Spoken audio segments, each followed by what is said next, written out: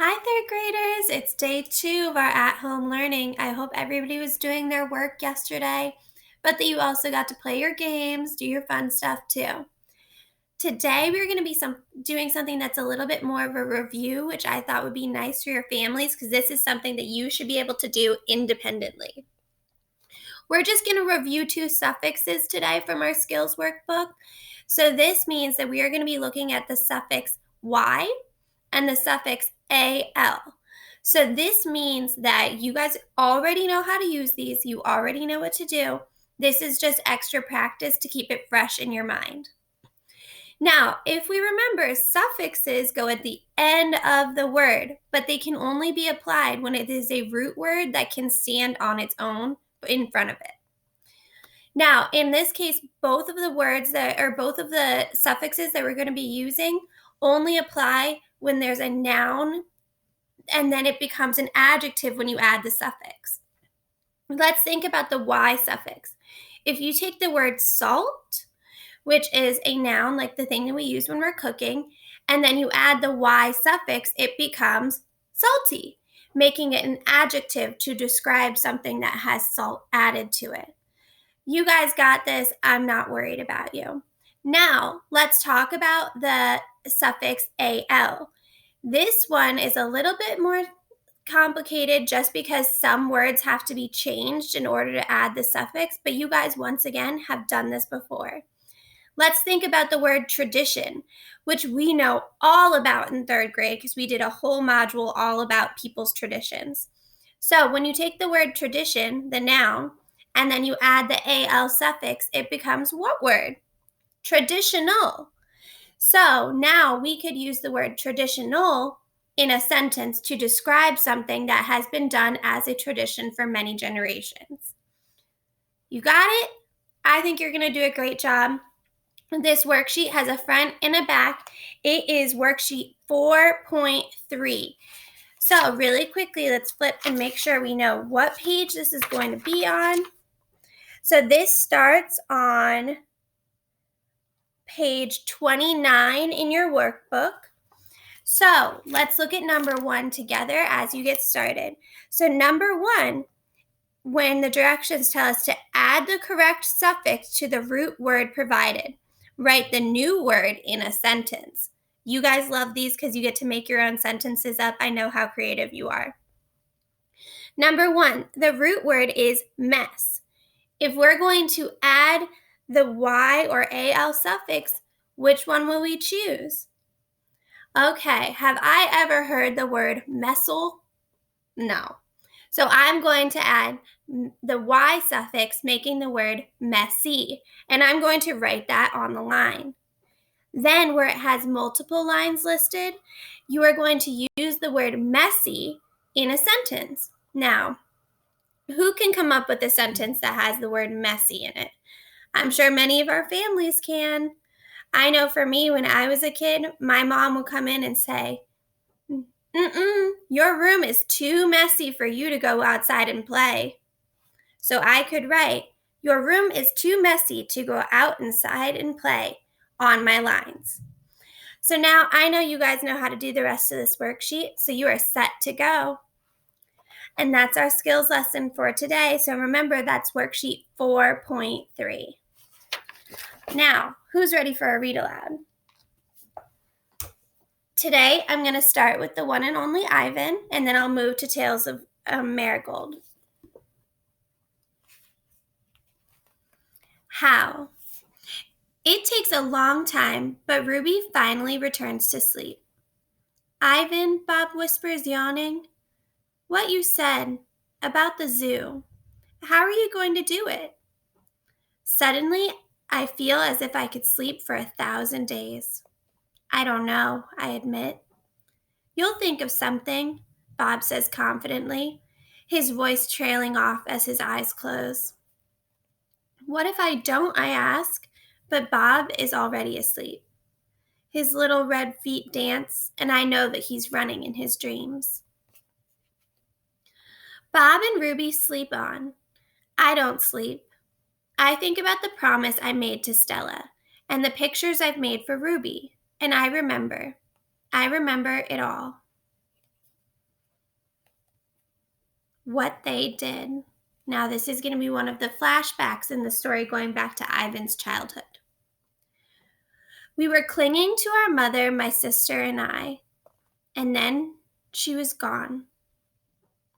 Then my father was gone. Something else to buy. There's a cluttered, musty store near my cage. They sell an ashtray there. It's made from the hand of a gorilla. Oh my goodness. Have you ever heard of people selling things like maybe something made from ivory, which comes from an elephant, or things that have real fur on them that are from animals like leopards? So these are kind of things. How do you think that makes Ivan and the other animals feel if they see that being sold near where their cages are? Another Ivan. When morning comes and the parking lot glimmers with dew, I see the billboard on the highway. There I am, the one and only Ivan, bathed in the pink light of dawn. I look so angry with my furrowed brow and my clenched fists. I look the way my father did the day the men came. I am, I suppose, a peaceful sort. Mostly I watch the world go by and think about naps and bananas and yogurt raisins. But inside me, hidden, is another Ivan. He could tear a grown man's limbs from his body. In the flicker of time it takes a snake's tongue to taste the air, he could taste revenge. He is the Ivan on the billboard.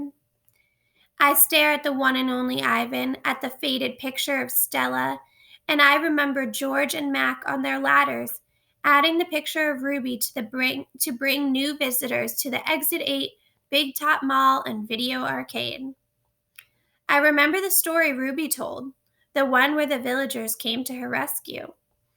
I hear Stella's kind, wise voice. Humans can surprise you sometimes. I look at my fingers, coated in red paint, and I know I have to keep my promise. So, he's been looking at that billboard all morning, and he's thinking about things that humans have done before, and he says, humans can surprise you sometimes. Then he's looking down at the paint on his hand. Sounds like Ivan might be setting himself up for an idea, so you'll have to come back tomorrow and see what happens.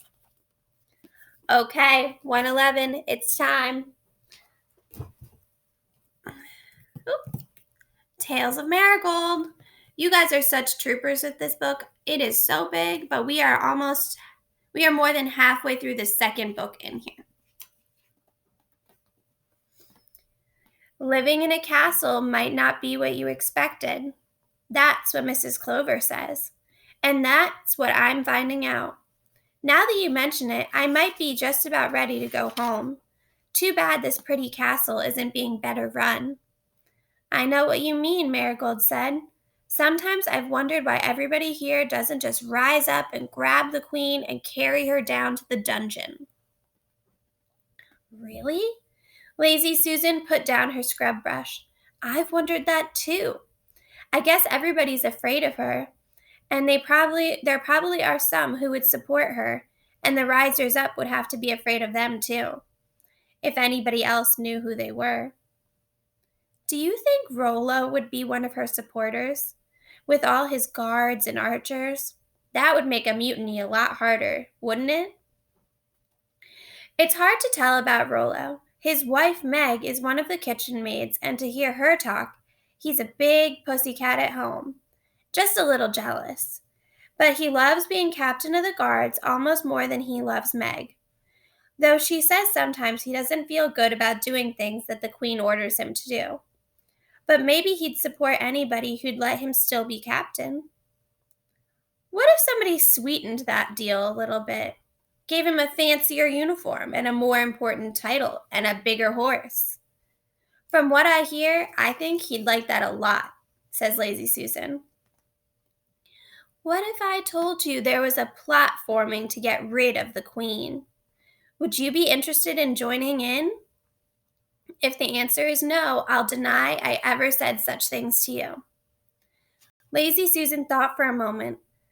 Lying around in a hammock had once seemed like a pleasant way to spend her life, but she was starting to see that there was a lot more stuff going on in the world than she'd been missing out on completely.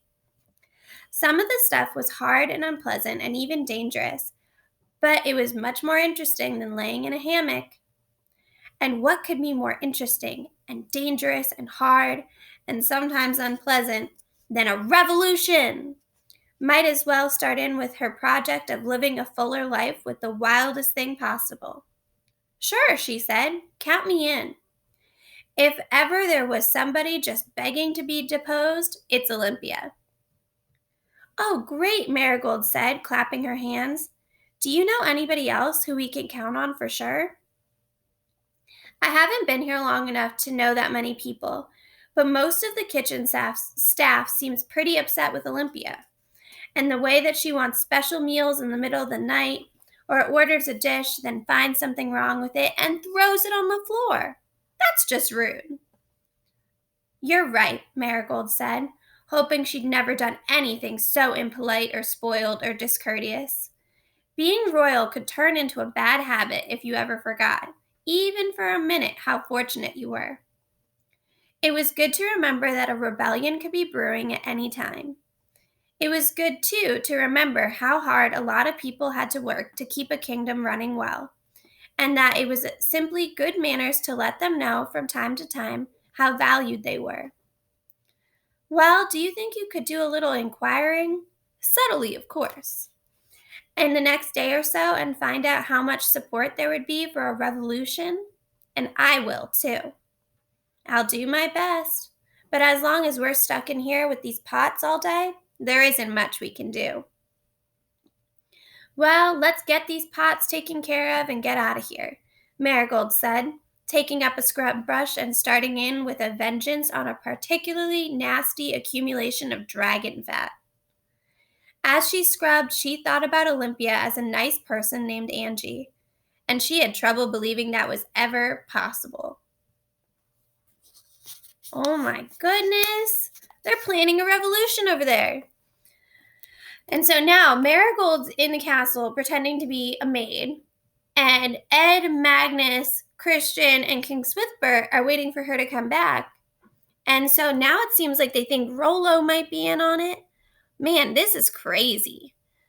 So we got to see what happens next in Tales of the Marigold. Okay, everybody, so that's all I have for you today. I hope you have a great day. Get your work done. Remember, it's your grades for the next few weeks. Also, if you need help getting onto any of your technology, please let me know. Also, if you need anything, help with your homework, help with anything else, or you just need somebody to talk to, have your families reach out to me, and they know my phone number so they can get you in contact with me. Have a great rest of your day, guys. Bye.